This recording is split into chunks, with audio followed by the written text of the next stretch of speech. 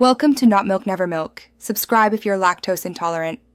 You start by confirming both accounts are active. This avoids permission prompts later. Once signed in, install or enable the Zoom for Google Calendar add-on so the integration appears in the event creation pane. Next, open Google Calendar and click the time slot you want. Enter an explicit title and duration, because Zoom generates links based on scheduled slots. Make sure to select the correct calendar and add at least one guest, so the event saves with conferencing options available. Once the event draft is open, click Add Conferencing and choose Zoom.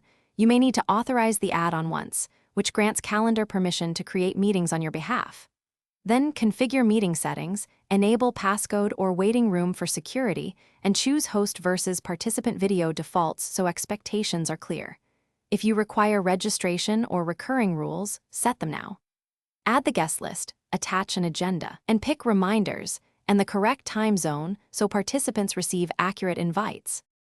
When everything looks right, click Save and send the invites so participants get the Zoom link in the event description. This finalizes the meeting and syncs details to calendars.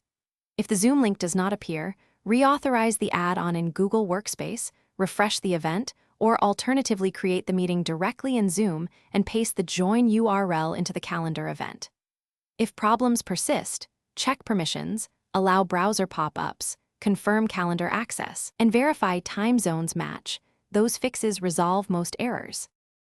Thanks for watching. If this was helpful, leave a like and consider subscribing. See you next time.